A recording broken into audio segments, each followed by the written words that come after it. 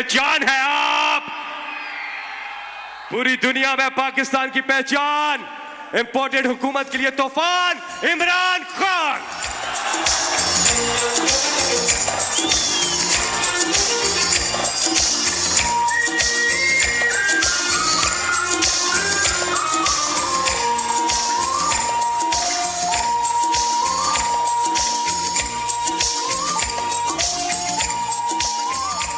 Hello, बिस्मिल्लाह रहमान रहीम।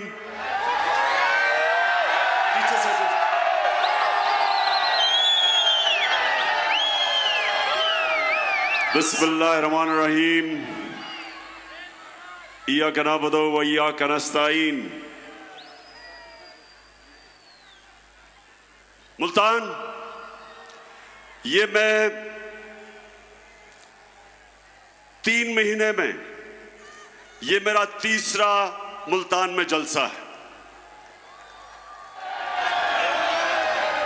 और मुझे हैरत होती है कि जब भी मैं आता हूं मुल्तान में, माशाअल्लाह आपका जज्बा, आपका जुनून, आपका शऊर हर बारी मुझे जब मुल्तान की ये मैं बेदारी देखता हूं तो मैं आपके जज्बे को, जुनून को सलाम करता हूं।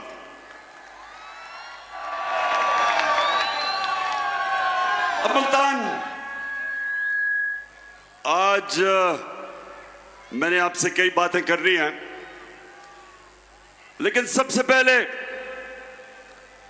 जो मैं देखता हूं जिस तादाद में आज मुल्तान में हमारी ख्वातीन आई हुई हैं, मैं खास तौर पे आज आपको सलाम भी करता हूं और आप सबके लिए मैं पैगाम, अपनी ख्वातीन के लिए मैं पैगाम जो देना चाहता हूं वो ये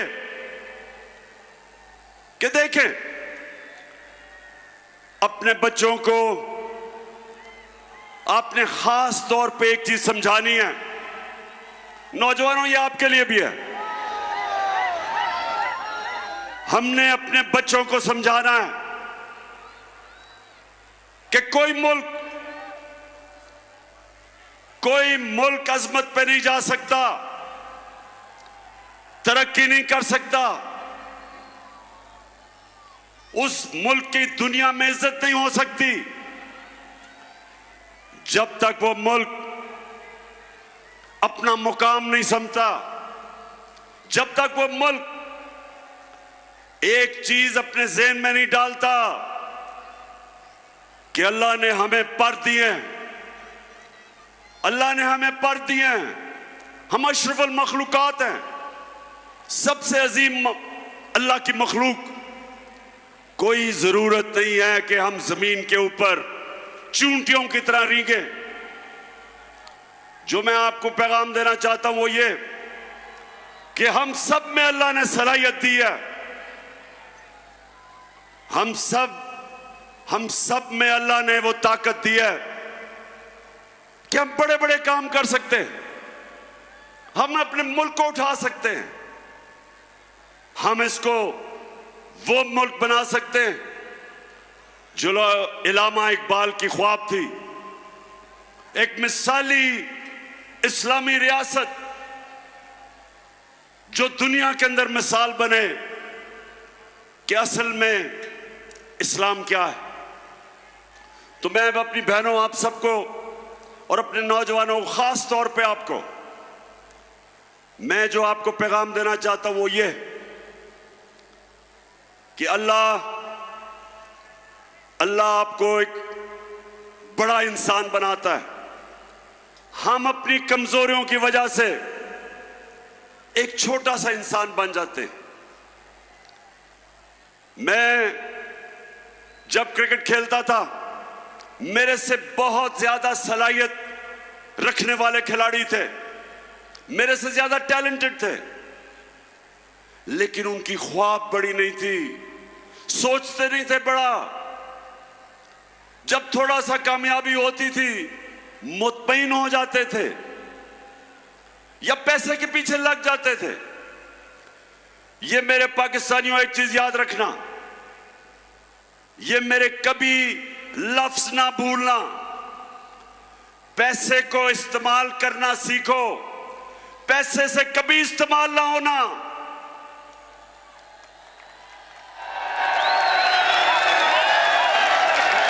पैसे के बुत की कभी पूजा ना करना। हजरत मूसा जब वो 40 दिन के लिए गए तो पीछे उनकी कौम, जो कुरान शरीफ में आता है कि सोने की गाय की पूजा कर दी, मतलब कि पैसे की पूजा शुरू हो गए। तो ये याद रखें कि ये जो मेहरबानों का मुखालिफ है वो भी पैसे के बुत की पूजा करता है, वो भी पैसे को बड़ा समझता है जिस तरह उसका लीडर आसिफ जरदारी समझता है। कभी भी मेरे मुल्तान के पाकिस्तानियों, ला इलाहा इल्लल्लाह का मतलब समझो। स्वाय अल्लाह के जब आप किसी के चीज के सामने झुकते हैं वो शिर्क है, चाहे वो पैसे का बुत है, चाहे वो खौफ का बुत है। आजकल मेरी टीम के लोगों को, मेरे एमपीज को टेलीफोन आते हैं धमकियों के कि ये पार्टी छोड़ो। मीडिया को धमकियां दी जाती हैं, मीडिया हाउसेस को धमकियां दी जाती हैं, एंकर्स को, सहाफियों को डराया जाता है कि इमरान खान के साथ ना चलो नहीं तो हम ये कर देंगे। तो मेरी कौम, ये सबसे खौफनाक बुत पैसे के बुत के अलावा खौफ का बुत है। खौफ भी एक बड़े इंसान को छोटा बना देता है। आज तक कोई बड़ा खिलाड़ी नहीं निकला जिसने अपने खौफ को काबू नहीं पाया।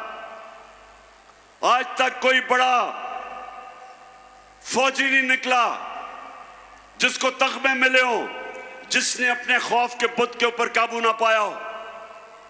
बड़ा बिजनेसमैन नहीं बना जिसको नुकसान से डर, उस डर के ऊपर काबू ना पाया हो। कोई भी इंसान जो अपनी ख्वाब के पीछे जाने से डरता है वो बड़ा इंसान नहीं बनता। और इसलिए मैं जब प्राइम मिनिस्टर था, मैंने रहमतुल आलमीन अथॉरिटी बनाई। उसका मकसद क्या था? क्या मकसद था?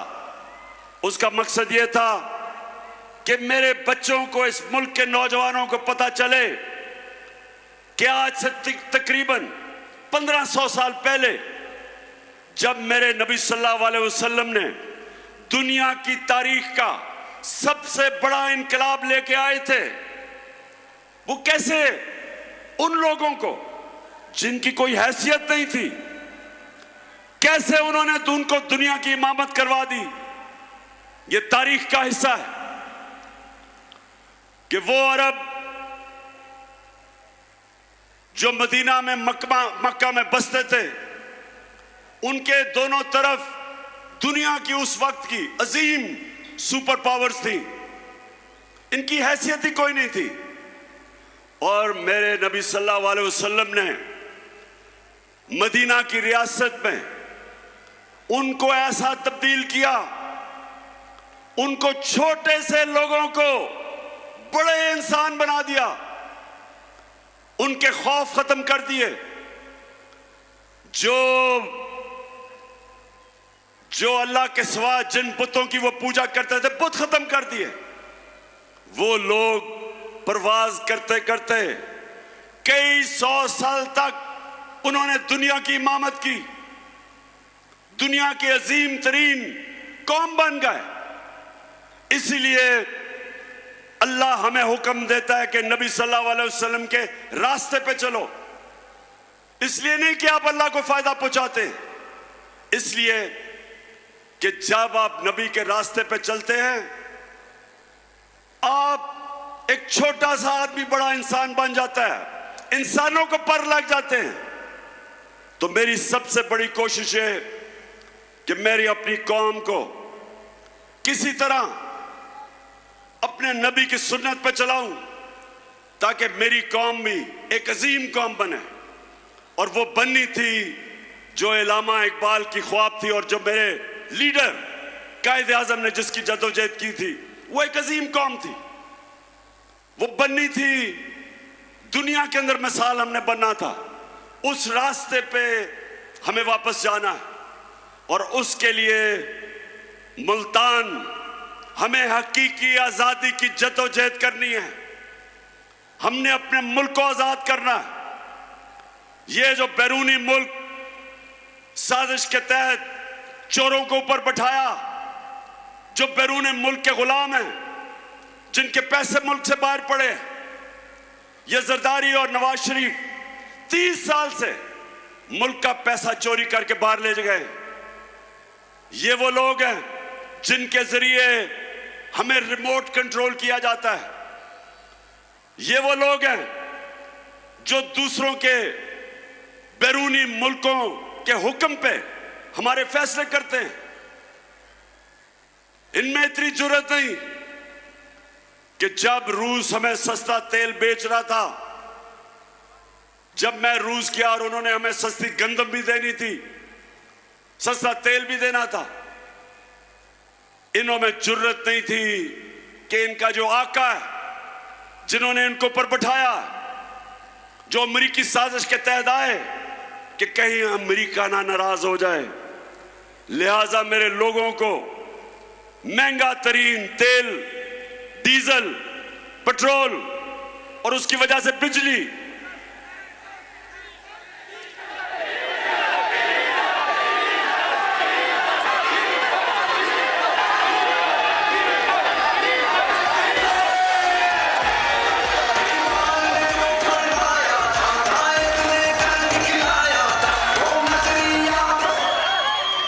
तो मुल्तान हमारी कोशिश है कि हम अपने मुल्क को आजाद करें। सबसे पहले मुल्क के फैसले पाकिस्तान में हो। हम अपने मुल्क को अपने पैर पे खड़ा करें। हमें कभी किसी और मुल्क के सामने हाथ ना फैलाने पड़े कि जब एक कौम किसी और मुल्क के सामने हाथ फैलाती है उसकी इज्जत नहीं होती। हरे पासपोर्ट की इज्जत नहीं होगी जब तक हम अपने पैर पे ना खड़ा हो। और मैंने एक पूरा प्रोग्राम बनाया है, क्योंकि जिधर इन्होंने मुल्क पहुंचा दिया, जिस तरह के पाकिस्तान को इन्होंने 2 महीने में जो कर्जे लिए हैं, जिस तरह कर्जों की दलदल में भी गिर रहे हैं, हमारी माइशत भी नीचे जा रही है, हमारी इंडस्ट्री भी नीचे जा रही है। हमारे किसानों के लिए जो भी शाह महमूद कुरैशी ने बताया कि कितने बुरे हालात हमारे आज किसानों के हैं। ट्यूबवेल में डीजल, उसकी कीमत ऊपर, बिजली वो दुगनी से भी ज्यादा। तो जो किसान के पास पैसे, उसके खर्चे इतने चले गए हैं कि वो अपनी जमीन के ऊपर पैसा नहीं लगा सकता। इंडस्ट्री जब बंद हो गई, बेरोजगारी बढ़ रही है। जो हमने दुनिया को एक्सपोर्ट्स करके अपनी दौलत में इजाफा कर रहे थे, याद रखें हमारे 3.5 साल में पाकिस्तान की सबसे ज्यादा रिकॉर्ड एक्सपोर्ट्स हमारे जमाने में थी। सबसे ज्यादा बैरून मुल्क ने पैसा पाकिस्तान में हमारे जमाने में भेजा। सबसे ज्यादा टैक्स इकट्ठा किया हमने किया। हमारे जमाने में 4 जो बड़ी बड़ी फसलें थी, तारीखी उनकी पैदावार थी। किसान के पास तारीखी पैसा गया। किसान के पास जो उसकी आमदनी थी, कभी किसान को इतना पैसा नहीं मिला जो हमारे आखिरी 2 साल में मिला। और उसके अलावा हम हेल्थ कार्ड लेके आए कि इसके IMF के प्रोग्राम में होते हुए हमने अपने फैसला किया कि हर खानदान को 10 लाख रुपए की हेल्थ इंश्योरेंस किसी भी अस्पताल में जाके अपना इलाज करवा सकते थे। और ये एहसास प्रोग्राम, हेल्थ कार्ड, फिर कामयाब पाकिस्तान में सूद के बगैर कर्जे, निचले तबकों को हमने पूरा प्रोग्राम था कि घर बनाने के लिए सूद के बगैर कर्जे, और ये तब जबकि हम भी IMF के प्रोग्राम में थे। तो मैं आज ये कहना चाहता हूं कि वो जो मुल्क ऊपर जा रहा था, एक साजिश के तहत उन्होंने हमारी गवर्नमेंट कराई, और जब से ये हुकूमत आई है कीमतें आसमानों पे, माइशत जमीन पे। और मैं आज आपके पास इसलिए आया हूं कि एक तो हमने इनसे अपने आप को आजाद करना है। आप सबने मेरे से वादा करना है कि इन इलेक्शनों के अंदर आपने सबने इसको अपना इलेक्शन समझना है, अपने बच्चों के, अपने आने वाली नस्लों के लिए आपने इन सबको शिकस्त देनी है। मुल्तान, आप तैयार हो? बताएं मुझे। तबाह क्यों लगे ये बोलियां कि हम बिकाऊ माल हैं? जाग गई है कौम, अब लोग बाकमाल हैं। हुक्मरानी गैर की एब्सोल्यूट नॉट, खुशहाली कुछ देर की एब्सोल्यूट नॉट। जो भी हमसे टकराए उसको जान ले। अच्छा मुल्तान, मैं जरा आज आप सबको तफसील में तो बताना चाहता था कि सारा दिन मैंने आज अदालत में गुजारा है, लेकिन क्योंकि अभी केस चल रहा है इसलिए उस केस पे तो मैं बात नहीं करूंगा। लेकिन मैं अपने सारे पाकिस्तानियों को आज बताना चाहता हूं कि ये मेरा नजरिया है, ये मेरा ईमान है कि जब तक इस मुल्क में कानून की बालादस्ती यानी कि इंसाफ नहीं होगा, ये मुल्क तरक्की नहीं कर सकता। जब तक इस मुल्क में हमारी अदालतें आजाद और मजबूत नहीं होंगी, जब तक वो इंसाफ नहीं देंगी, पाकिस्तान छोड़े कोई मुल्क तरक्की नहीं कर सकता। सारी दुनिया में अपनी उम्र में फिरा हूं, सारी दुनिया तकरीबन देख ली मैंने। एक नतीजे पे मैं आया मुल्तान कि खुशहाल मुल्क और उस मुल्क जिधर गुर्बत होती है, सिर्फ एक फर्क होता है, खुशहाल मुल्कों के अंदर इंसाफ होता है और गरीब मुल्कों के अंदर जुल्म का निजाम होता है, जिसके मुतालिक हजरत अली रजी अल्लाह ताला ने कहा था कि कुफर का निजाम चल जाएगा, जुल्म का निजाम नहीं चल सकता, नाइंसाफी का निजाम नहीं चल सकता। हमारा सबसे बड़ा मसला कि ताकतवर के लिए एक कानून, कमजोर के लिए दूसरा। मैंने 26 साल पहले से अपनी कौम को उनकी तरबियत करने की कोशिश की इंसाफ के अंदर, क्योंकि मैंने बरतानिया में जो निजाम देखा उसकी सबसे बड़ी कामयाबी की वजह यह कि वहां इंसाफ कोई कानून के ऊपर नहीं, ताकतवर के लिए भी वो कानून, कमजोर के लिए भी वो। हमारा मुल्क का अलमिया क्या है? मुझे अभी भी मशवरे दिए जाते हैं कि इमरान खान तुम ऑपोजिशन को साथ मिला के चलो।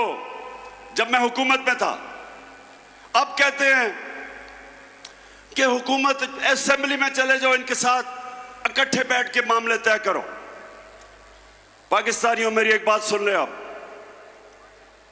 मेरे नबी सल्लल्लाहु अलैहि वसल्लम ने जब फतह मक्का की तो उन्होंने सब काफिरों को माफ कर दिया, सबको माफ कर दिया। लेकिन जब उनके पास एक दरखास्त आई, उन्होंने कहा, उनके पास आई कि जी कुरैश की लड़की ने चोरी की है, कुरैश की लड़की है, उनको सिफारिश आई कि उसको माफ कर दो। आगे से उन्होंने जवाब दिया, जो सबसे रहमतुल इंसान, रहमतुल आलमीन, दुनिया के लिए रहमत बन के आए थे, उन्होंने कहा मुल्तान कि मेरी अगर बेटी भी चोरी करे उसको भी मैं नहीं छोड़ूंगा, उसको भी सजा मिलेगी। यानी कानून के ऊपर कोई नहीं, मेरी बेटी भी नहीं है। तो यहां जब से मैं 26 साल में पॉलिटिक्स आया हूं, ये दो खानदान जो 30 साल से मुल्क को लूट रहे हैं, 30 साल से बारियां ले रहे हैं, हमेशा मुझे यह कहा जाता है कि इमरान खान आप ये क्या सियासत, क्या इनसे मुफाहमत करें, इनसे बैठ के बात करें। मैं आज अपनी कौम को कहता हूं, मैं हर किसी के साथ बात करने के लिए तैयार हूं, हर किसी के साथ। किसी का नजरिया फर्क है, कोई मेरे खिलाफ नजरियाती तौर पे है, हर किसी से मैं बात करने के लिए तैयार हूं, लेकिन चोरों से कभी बात करने के लिए नहीं तैयार। जिस वक्त एक माशरा चोरी को बुरा नहीं समझता, वो कौम अपनी कब्र खोद देती है। जब आप ये कहते हैं कि फलाने ने इतनी करप्शन की, और वो जब जाता है नैब की अदालत में तो उसके ऊपर फूल फेंकते हो। जब एक माशरा बुराई को बुरा नहीं समझता, अपनी तबाही का दरवाजा खोल देता है। इसलिए अल्लाह ने कुरान में हुक्म दिया, अमर बिल मारूफ, अच्छाई के साथ खड़े हो, बुराई के खिलाफ खड़े हो। हुक्म दिया कौम को हुक्म दिया है कि अगर तुमने अपनी बेहतरी का सोचना है तो बुराई के खिलाफ जिहाद करो। कहीं कुरान में नहीं लिखा कि बदी के साथ मुफाहमत करो। और मैं अपनी ख्वातीन को भी ये कहना चाहता हूं कि अपने बच्चों को ये जो हुक्म है अल्लाह का, अमर बिल मारूफ, अच्छाई की तरबियत करें, अच्छाई और बुराई में फर्क बताएं। क्योंकि जो मगरिब में मैंने माशरे देखे हैं वो वाकई अमर बिल मारूफ पे चलते हैं। वो माशरे जिनको हम काफिर कहते हैं, वो माशरे अमर बिल मारूफ पे चलते हैं, और हम अपने आप को मुसलमान कहते हैं। और हम क्या देखते हैं कि छोटे चोर जेलों में और बड़े बड़े डाकू, कोई वजीर आजम बन जाता है, कोई वजीर बन जाता है, कोई असेंबलियों में चला जाता है।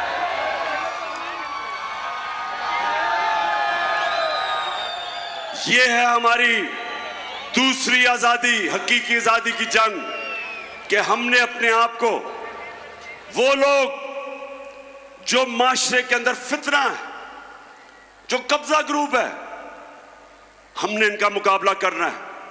क्यों नहीं स्विट्जरलैंड में कब्जा ग्रुप, क्यों नहीं यूरोप में कब्जा ग्रुप? क्योंकि उनकी अदालतें ताकतवर को भी उसी तरह करती हैं जो कमजोर को करती। हर दुनिया का माशरा जो कामयाब है वह ताकतवर को कानून के नीचे लेके आते हैं।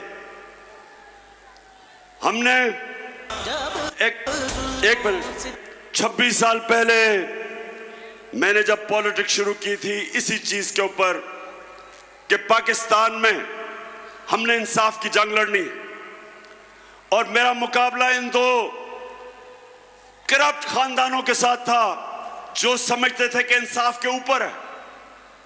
कभी भी, नौजवानों जरा मैं आपको टीवी पर दिखाऊंगा, यह कभी नहीं हुआ कि एक जमहूरियत के अंदर एक पॉलिटिकल पार्टी ने सुप्रीम कोर्ट के ऊपर डंडों से हमला किया।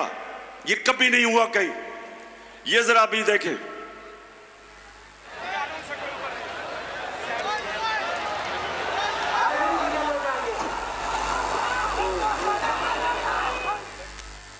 ये सुप्रीम कोर्ट के बाहर खड़े हैं। ये 1997 की बात है। पुलिस ने रास्ता दिया इनको, नवाज शरीफ की हुकूमत थी। ये जरा देखें, सुप्रीम कोर्ट में पुलिस ने इनको नून लीग के गुंडों को जाने दिया क्योंकि वो नवाज शरीफ के खिलाफ फैसला करने लगा था, जस्टिस सजाद अली शाह। और ये देखें, कि पुलिस तमाशा देख रही है और डंडे लेके 1997 में ये देखें सुप्रीम कोर्ट के अंदर घुस गए, दीवारें टाप के सुप्रीम कोर्ट के अंदर जा रहे हैं। ये मैं आपको ऐसे कमेंट्री दे रहा हूं जैसे क्रिकेट मैच की कमेंट्री हो रही हो। अब ये देखें,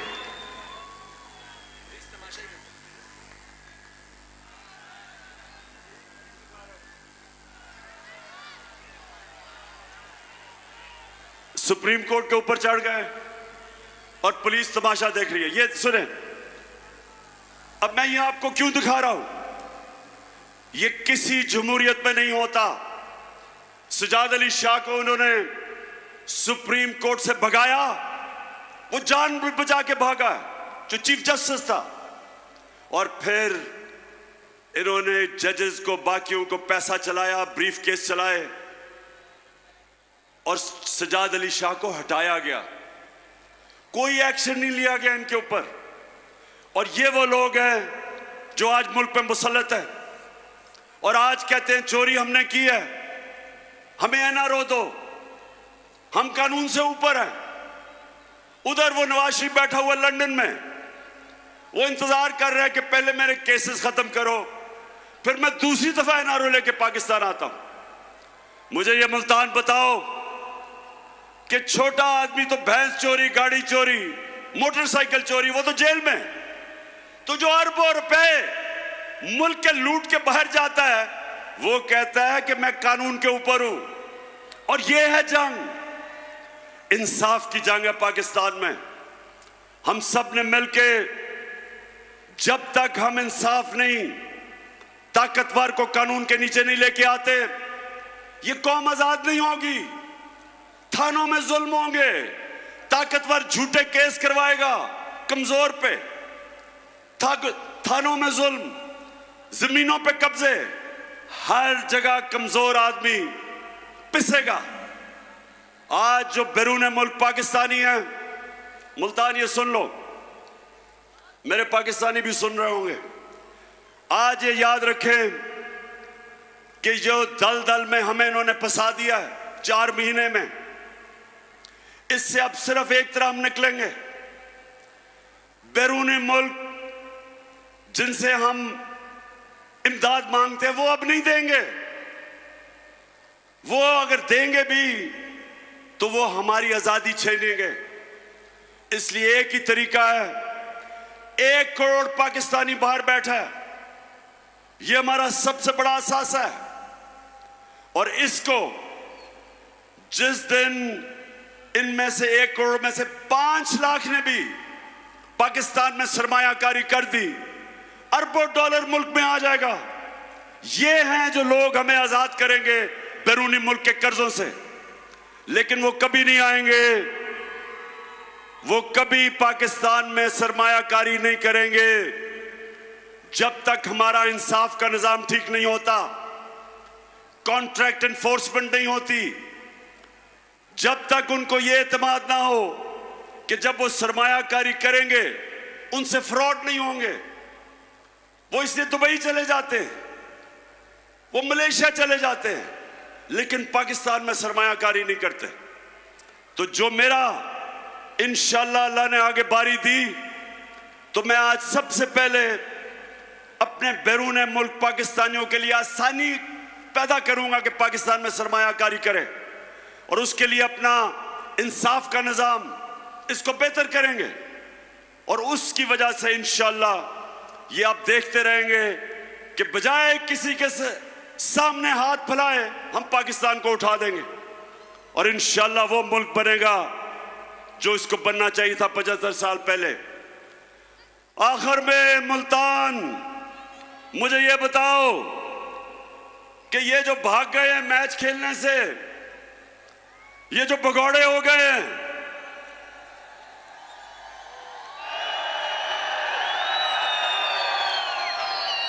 मुझे पूरा यकीन था कि इन्होंने इलेक्शनों से भागना है। बिल्कुल ठीक कह रहे हैं कि मुझे पता था कि इनकी कांपें टांगनी शुरू हो गई हैं। मुझे अंदाजा हो गया था कि ये जो जलसे देख रहे हैं, ये जो पब्लिक को देख रहे हैं, जिस तादाद में पब्लिक निकल रही है, गर्मी में, गर्मी हो बारिश हो, पब्लिक निकल रही है, इनको पता है कि कौम किस तरफ खड़ी हो गई है। जाके डर रहे हैं। जो 17 जुलाई को पंजाब के 20 बाई इलेक्शन हुए, पूरी धांधली के बावजूद, धांधली की, इतना इलेक्शन कमीशन कभी पाकिस्तान में मैंने ऐसा नहीं देखा जो मुकम्मल तौर पे इनके साथ मिलकर धांधली करता है। उसने भी धांधली की, इंतजामिया भी इनके साथ, मिस्टर एक्स ने भी मदद की। सबके बावजूद इनका सफाया हो गया। 2 इलेक्शन धांधली करके इन्होंने जीते हैं, उसके बावजूद सफाया हो गया। तो आप डर रहे हैं, मुल्तान इनको खौफ आ गया है, डर रहे हैं। अब इनको ये खौफ है कि ये अगर इलेक्शन हो जाता है इतवार को, तो 3 और सीटें गिर जानी थी इनकी, 3 और विकेटें गिर जानी थी। और उसके बाद 25 सितंबर को, आपको पता है मैं 9 हलकों में खड़ा हूं, और मेरा चैलेंज है कि इंशाल्लाह जब भी वो 9 हलकों में इलेक्शन होगा, 9-0 रिजल्ट आएगा, धांधली के बावजूद। ये ऐसे ही है। जब आपको पता पुराने जमाने में क्या होता था, जब मैं क्रिकेट खेलता था तो अपने अपने अंपायर होते थे। हम जब हिंदुस्तान मैच खेलने जाते थे, उनके अपने अंपायर होते थे। वो जब पाकिस्तान खेलने आते थे, हमारे अंपायर थे। वो पाकिस्तान में नहीं जीत सकते थे, जिधर हमारी टीम को मुश्किल पड़ती थी, अंपायर मदद करने के लिए आ जाते थे। उधर जब जाते थे तो उधर जब हम मैच जीतने लगते थे, उनके अंपायर मदद करने के लिए आ जाते थे। तो वाहिद कप्तान था, हिंदुस्तान गया, उनके अंपायर थे। उनके अंपायरों के बावजूद आपका कप्तान जीत के आया।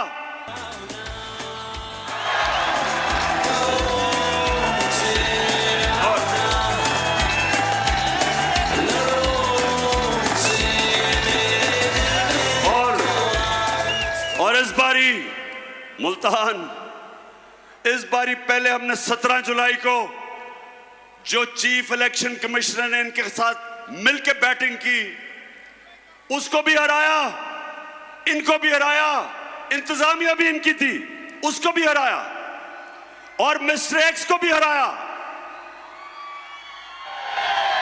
और इंशाल्लाह अब भी जब भी इलेक्शन होंगे, मेरा सबको चैलेंज है कि तुम जो मर्जी कर लो, पाकिस्तानी कौम फैसला कर बैठी है। जो मर्जी करो, पूरी कोशिश है इनकी कि किसी तरह इमरान खान को मैच से निकाला जाए। ये हम जब छोटे होते थे ना मुल्तान, हम जब छोटे होते थे तो जब आपस में क्रिकेट मैच खेलते थे, तो जो टीम हार रही होती थी वो विकेटें उठा के भाग जाती थी। ये इन्होंने किया है, हार रहे थे, विकेटें उठा के चले गए, मैच ही कैंसिल कर दिया इन्होंने।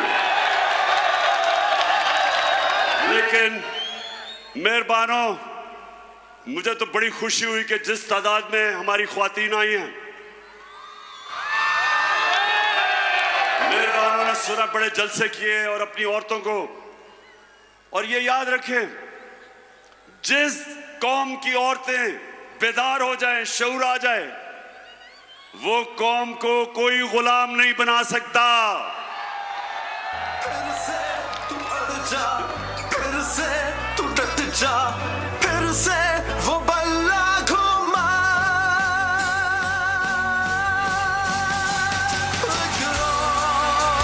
कदम बढ़ा,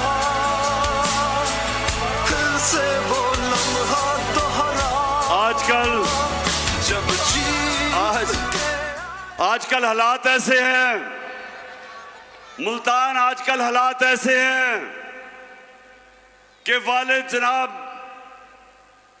या पीपल्स पार्टी या नून लीग के लिए मेहनत कर रहा है, जब घर आता है तो पता चलता है कि बीवी बच्चे सारे तहरीक इंसाफ में आ गए हैं।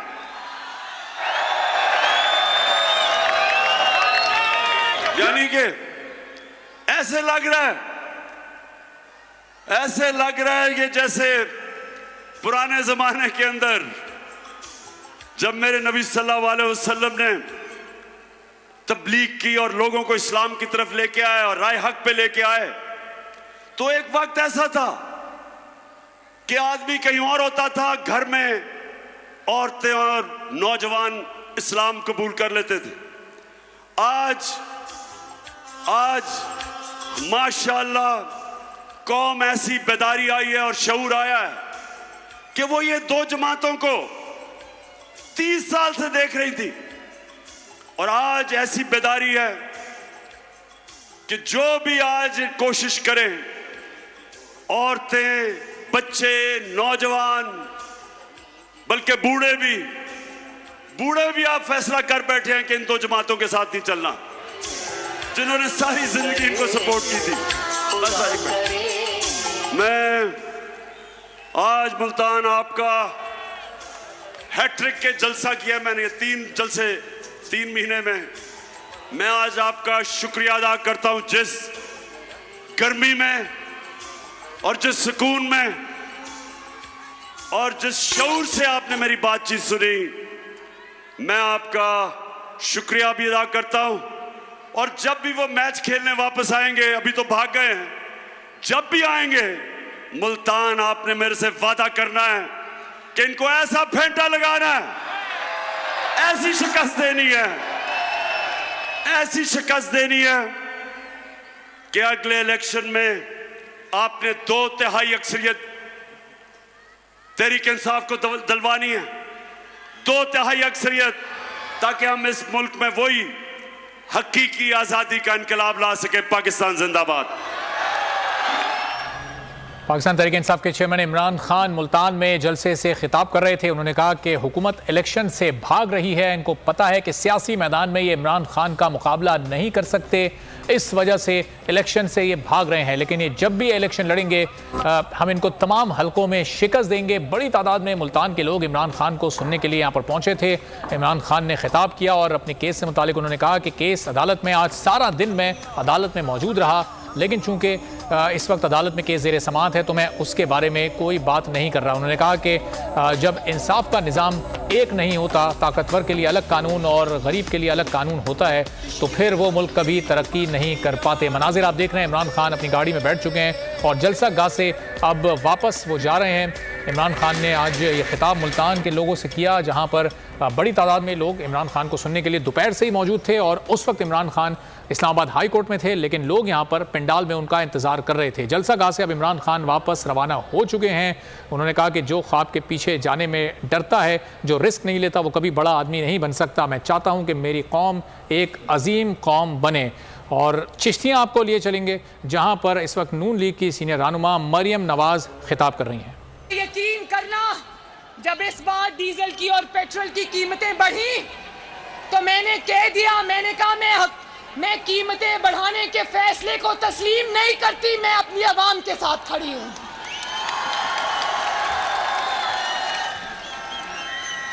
हुकूमत मुझसे नाराजगी का इजहार भी किया।